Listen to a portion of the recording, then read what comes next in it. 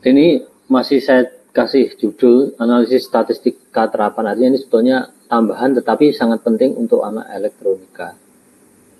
Jadi terkadang kita ingin mengetahui apakah tingkat rata-rata pada satu variabel kontinu seperti pendapatan berbeda untuk kelompok. Kalau tadi kinerja robot boleh ya. Kemudian apakah jenis pupuk berpengaruh terhadap hasil panen? Ataukah misalkan apakah jenis paranet itu akan berpengaruh terhadap pertumbuhan? Misalkan budidaya orang misalnya gitu ya. Artinya untuk persoalan-persoalan seperti itu kita akan performa itu kita gunakan ANOVA. ANOVA itu singkatan dari Analysis of Variance ya. Kita bisa menggunakan statistik deskriptif ya dan membandingkan kelompok profesi misalkan itu ya. Atau juga melihat perbedaan hasil panen jenis pupuk yang berbeda. Nah, itu endingnya kita membutuhkan yang namanya uji hipotesis untuk itu ya. Nah, ini contoh ya, misalkan kita ingin mengontrol satu atau lebih variabel independen, disebut variabel perlakuan atau treatment, berisi dua atau lebih level. Contohnya misalkan tadi ya, misalkan kita ingin membandingkan pertumbuhan porang ya dari beberapa variasi paranet ya. Misalkan paranet itu ada hitam, hijau, kuning, sama biru. Artinya ada 4 ya. Nah, di situ kita akan mengamati pertumbuhan, dalam hal ini bisa kita lihat dari tinggi tanaman ya, untuk setiap 10 hari gitu ya. Artinya apa? Anda mungkin bisa membayangkan ya, ini bayangkan saja dulu ya, karena saya nggak punya videonya. Bayangkan saja bahwa di situ Anda akan mengamati dalam 10 hari bisa jadi sama gitu ya, atau mungkin bisa jadi berbeda untuk paranet hitam cepat misalnya gitu. Tetapi pada 10 hari kedua itu bisa jadi paranet hitam kalah dengan paranet merah misalnya. Artinya disitulah Anda punya kontribusi. Artinya dengan eksperimen itu Anda mempunyai hasil yang bisa digunakan untuk action atau pengambilan keputusan berikutnya gitu ya. Misalkan Anda berikutnya berarti saya harus menggunakan paranet warna merah. Nah, itu artinya kan itu suatu pengambilan keputusan yang didasarkan pada desain eksperimen gitu ya. Di sini kita juga mengamati pengaruh terhadap variabel dependent respon ya. Dalam hal ini respon tadi adalah tinggi tanaman kan ya. Tapi boleh jadi misalkan pada 10 hari ke-5 misalnya, itu kita melihat dari bunganya, jumlah bunga misalnya gitu ya. Tetapi bunga itu kalau lombok atau melon gitu ya. Tetapi bunga itu tidak harus selalu menjadi indikator terbaik ya, karena ketika kita dalam satu tanaman melon itu ada bunga yang banyak, kadang-kadang ada beberapa yang harus kita korbankan agar hasilnya lebih optimum gitu ya. Nah, ini yang kita sebut sebagai desain eksperimen atau rencana yang digunakan untuk menguji hipotesis. Jadi desain eksperimen ini sebetulnya ilmu yang bidang yang sering menggeluti itu adalah pertanian ya. Tetapi atau sipil ya. Tapi tidak menutup kemungkinan yang lain. Jadi pada dasarnya kan kita ingin membandingkan hasil atau respon berdasarkan treatment yang kita lakukan gitu ya. Sampai di sini ada pertanyaan?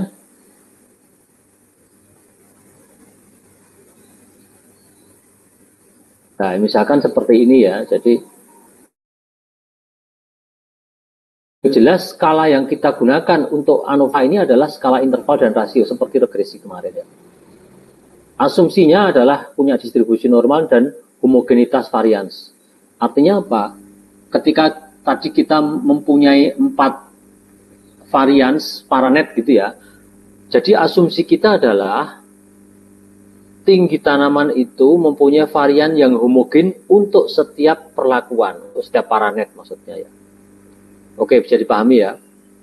Itu asumsi. Nah, itu. Nah, kita bisa menggunakan uji Z, uji T gitu ya. Nah, kita juga bisa menggunakan yang namanya uji parametrik ya. Jadi ketika kita tidak bisa membuktikan bahwa distribusinya normal atau kita cuek saja maksudnya ya. Pokoknya aku langsung uji. Anda bisa menggunakan namanya Wilcoxon ya, tes ya. Ini sama dengan ANOVA, tetapi uji non parametrik. Apa sih non parametrik itu? Non parametrik itu berarti bebas distribusinya. Distribusi itu apa sih maksudnya? Maksudnya ketika Anda mengukur tanaman itu dalam satu paranet ya, misalkan ada 80 tanaman di situ ya. Nah, di situ kalau Anda buat histogram, dia distribusinya normal. Tetapi kalau kita mengabaikan asumsi-asumsi tersebut, kita harus menggunakan yang namanya uji non-parametrik. Begitu ya. Oke, sebentar. Ini keuntungannya apa? Dia digunakan untuk semua skala, tidak harus interval maupun ordinal. Interval maupun rasio ya. Ordinal juga boleh. Lebih mudah untuk menghitung ya. Oke. Asumsinya tidak terlalu ribet, nggak banyak ya. Tidak perlu melibatkan parameter populasi gitu ya. Hasilnya mungkin, nah kita kasih kata mungkin, tidak selalu sama persis ya. Kesimpulannya nanti tidak selalu sama persis. Oke, ini kerugiannya ya. Jika data mengizinkan menggunakan prosedur parametrik, nah, mengubah data dari rasio ke skala ordinal. Artinya apa? Kita sebetulnya boleh mengubah skala rasio yang tadi ya misalkan tinggi tanaman, itu kita buat skala ordinal, misalkan sangat rendah, rendah, sedang misalkan ya, tinggi sangat tinggi. Artinya itu kan ordinal.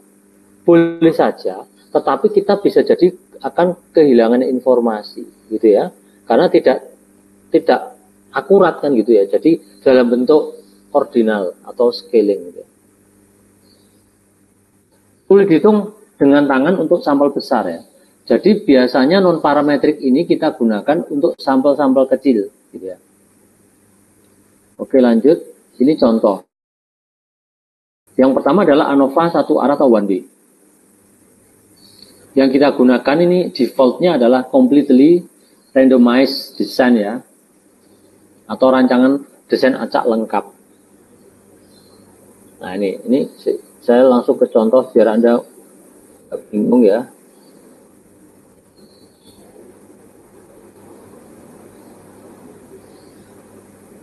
Nah ini misalkan ya. Jadi di sini terkadang kita akan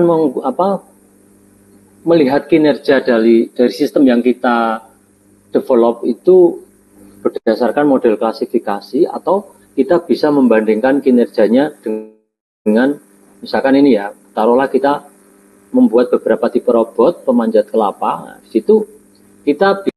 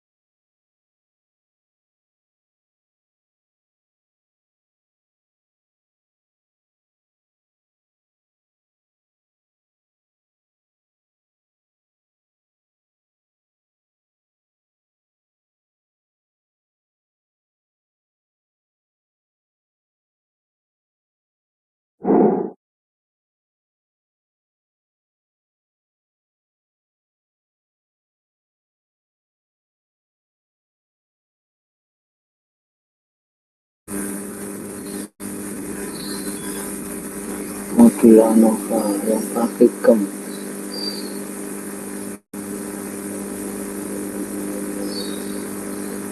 Atau saya langsung latihan soal aja ya, latihan soal pakai Minitab dulu ya.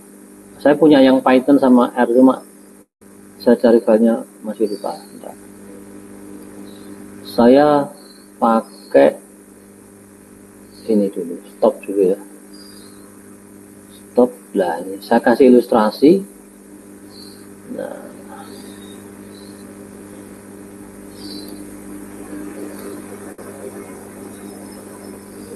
sebentar.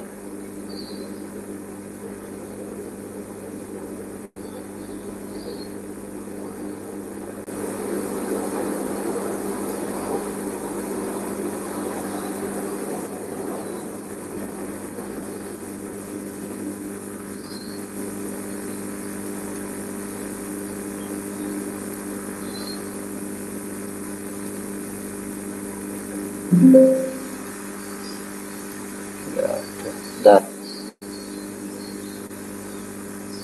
Nah ini ya. Ini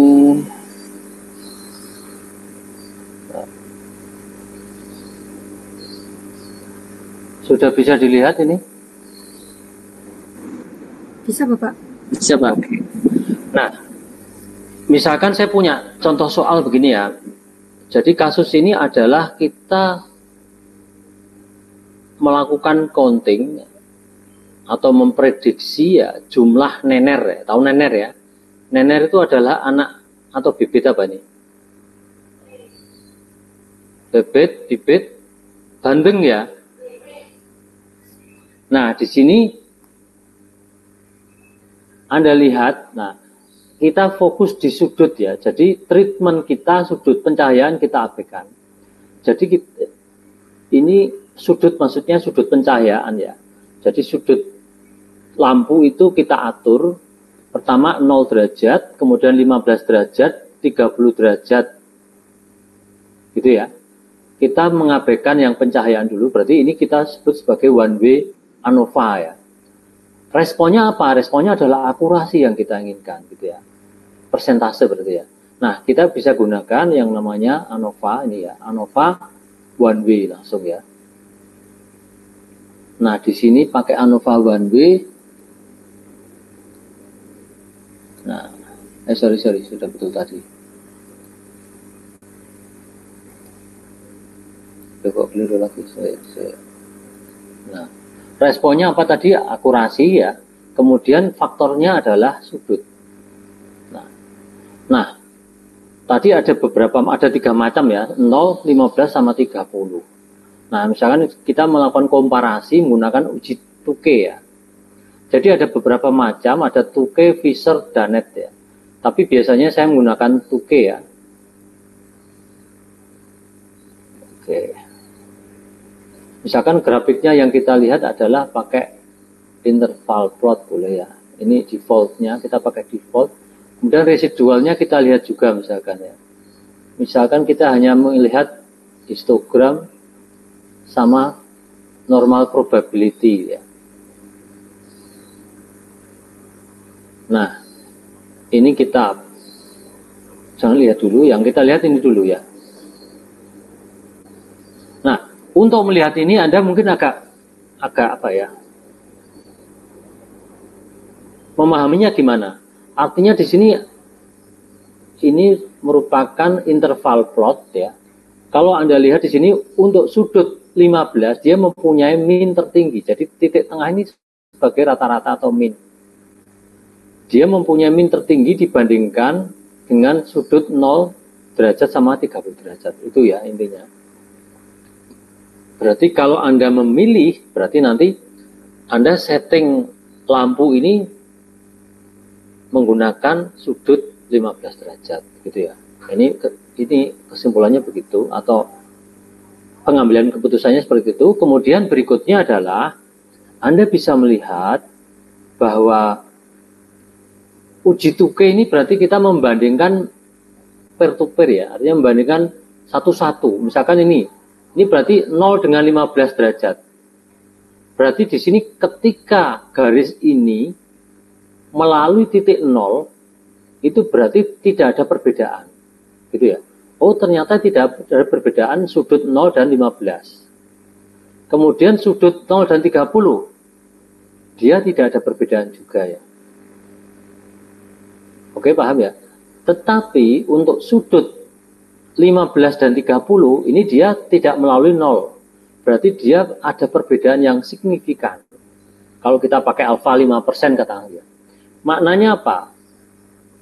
Berarti kesimpulan Anda apa? Atau Anda harus mengambil keputusan apa? Ya berarti jangan menggunakan sudut 30 ya. Kalaupun pakai sudut 0 juga boleh, karena di sini secara uji tuke dia tidak ada perbedaan yang signifikan antara 0 dan 15 ya. Tetapi kalau boleh memilih, Anda akan menggunakan yang sudut 15 karena memberikan akurasi yang mana tadi? Akurasi yang lebih tinggi dibanding yang lain. Oke, sampai di sini paham dari dua cerita dua ini, dua perform ini? Halo, tolong salah satu menjawab ya. Halo, ini pada tidur semua kah? Ini cuma 32 loh, tolong Mas PJ atau siapa atau Alvira dihitung ya, yang hadir siapanya. Baik, Bapak. Silakan skip, lanjut apa saya ulang? Permisi, Bapak. Untuk saya sendiri masih kurang paham, Bapak. Mungkin bisa diulang lagi. Oke, saya ulang ya. Jadi di sini kan kita ingin membandingkan kinerja ya dari akurasi perhitungan Nenner tadi menggunakan beberapa treatment sudut lampu gitu ya. Di sini saya menggunakan sudut 0, 15 dan 30 derajat. Nah, secara rata-rata kita lihat box plot ini bahwa di sini untuk sudut 15 derajat dia nilainya lebih tinggi minnya rata-ratanya. Artinya kalau kita mengabaikan analisis yang lain, kita mengambil keputusan untuk menentukan sudutnya 15 derajat untuk implementasi gitu ya. Misalkan Anda biasanya kan bibit Nenner itu kan dijual oleh nelayan ya, itu kan diseroi gitu ya, kecil-kecil. Nah itu kalau dihitung pakai mata itu kan kelamaan. Biasanya pakai alat tertentu ya, ini yang sudah dibuat oleh Pak Agus Indra ya. Itu menggunakan ya ini tadi ada reflektor, ada cahaya dan seterusnya. Ini contoh ilustrasi ya. Artinya di sini Anda kan ingin membuat sebuah rancangan yang baik ya. Oh, untuk sudut saya optimalnya menggunakan 15 derajat. Itu ya. Kita hanya melihat sudut saja ini. Paham ya, Mbak ya? Iya, Bapak. Nah, berikutnya untuk uji tuke ini berarti kita membandingkan rata-rata atau min kinerja dari masing-masing sudut. Tapi peer to peer ya. Jadi satu demi satu. Jadi nggak bisa langsung bareng. Ini kita bandingkan 0 dan 15. Jadi kuncinya ketika garis ini ya yang saya kasih ini pointer ini itu melalui 0 berarti tidak ada perbedaan. Berarti ini 0 dan 15 tidak ada perbedaan ya. Kemudian 0 dan 30 tidak ada perbedaan, tetapi 15 dan 30 ada perbedaan karena dia tidak melalui titik 0. Kalau Anda boleh memilih, yang jelas 30 jangan dipilih. Tetapi kalau boleh memilih 15 saja, 0 juga boleh ketika mungkin 15 itu kesulitan Pak, misalkan gitu. Untuk pemasangan misal, berarti pakai 0 saja, berarti dia langsung di atas secara tegak lurus dengan permukaan air gitu ya. Bentar.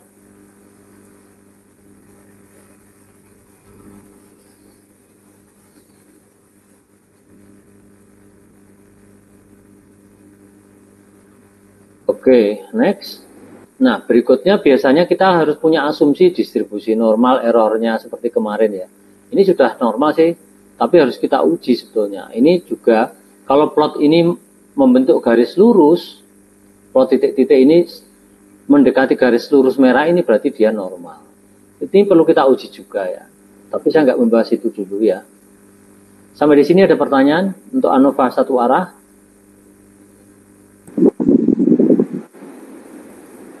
Jadi kalau Anda nanti membutuhkan apa istilahnya, Pak, saya butuh ini, jangan sungkan-sungkan nanti menghubungi saya. Artinya bukan apa-apa ya, supaya nanti TA Anda itu saintifiknya dapat ya. Walaupun Anda bukan pembimbing, saya pembimbingnya ya. Boleh nanya-nanya, Pak, saya lupa, silahkan. Kemudian saya balik lagi ke sini ya. Berarti tadi kuncinya adalah kita menggunakan satu treatment untuk melihat respon atau kinerja. Nah, bagaimana kalau dua? Saya balik lagi ke PPT ya. Nah, ini kita sebut sebagai ANOVA 2-way ya. Kadang-kadang juga kita melihat dari 3 treatment ya. Bisa 2-way, bisa 3-way ya, atau 4-way ya. Ini desain faktorial 2 faktor. Jadi selidiki efek output desibel menggunakan 4 amplifier yang berbeda dan 2 speaker merek yang berbeda. Jadi di sini ada 2 treatment ya. Berarti treatmentnya apa? Yang pertama adalah ada 4 penguat gitu ya. Sebentar saya mohon izin untuk minum ya.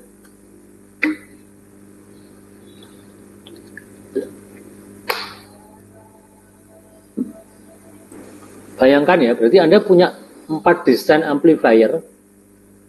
Kemudian di situ ada 2 merek speaker yang berbeda gitu ya. Kemudian Anda bisa melihat efek amplifier dan speaker yang beroperasi. Artinya, selain melihat efek atau respon dari amplifier maupun jenis speaker, Anda juga bisa melihat interaksi dari keduanya ya. Kira-kira dengan treatment 4 amplifier dan 2 merek ini, kira-kira mana yang harus saya pilihkan gitu ya. Selidiki tingkat akurasi menggunakan 4 model klasifikasi dan 5 varian persentase data testing. Nah, kalau ini sudah advance, maksudnya begini. Anda mempunyai 4 model klasifikasi ya, misalkan menggunakan logistik, kemudian pakai NN, kemudian satunya pakai random forest, satunya lagi pakai naive bias gitu ya. Nah, kemudian di situ ada 5 variasi persentase data testing. Misalkan data testingnya mulai dari 10%, 15%, 20, 25, 30 misalnya gitu ya. Artinya di situ ada 2 treatment ya sebetulnya. Treatmentnya adalah model klasifikasi, yang kedua adalah persentase data testing. Di situ Anda akan juga bisa melihat interaksi 2 faktor tersebut. Oke ya, bisa dibayangkan ya. Makanya misalkan saya contohkan lagi, misalkan Anda ingin membandingkan performa produksi melon misalnya. Kembali ke melon ya. Saya mempunyai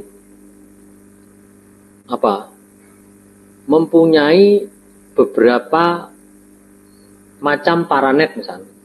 Jadi paranet melon itu ada yang mungkin di sini ada UV-nya ya, satu paranet biasa yang hitam, satunya adalah paranet warna merah kan, ada putih, hitam, merah kan. Kemudian itu berarti treatment paranet ya. Kedua adalah kita treatment dari sisi drip watering misalkan.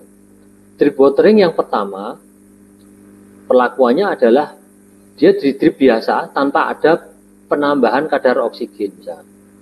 Oke ya. Misalkan kita punya dua treatment untuk drip ya. Yang satu adalah drip watering yang biasa, yang kedua adalah drip watering menggunakan menambahkan kadar DO gitu ya.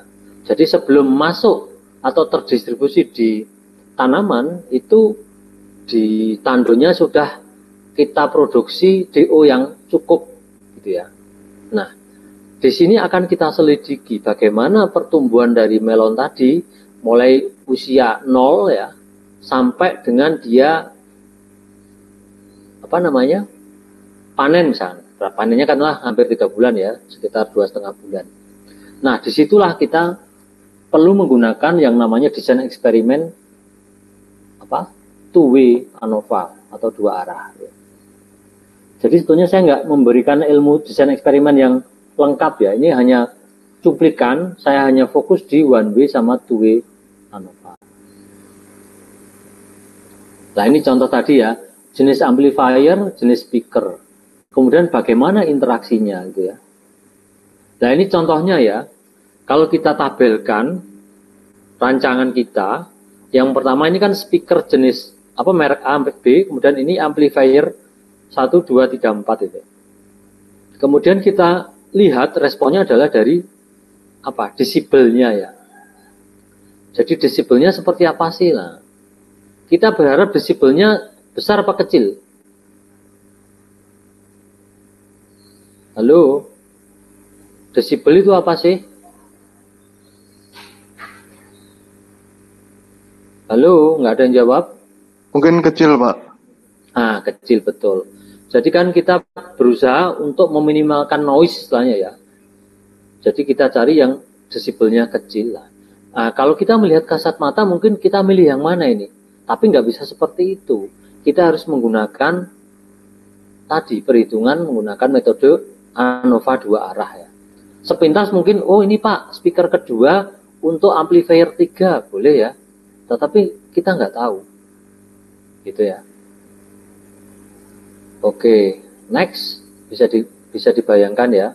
Ini ya, jadi yang pertama uji hipotesis untuk amplifier, tidak semua min desibelnya sama ya. Kemudian untuk speaker, karena ada dua ya, mu1, mu2. Kemudian bagaimana interaksi keduanya?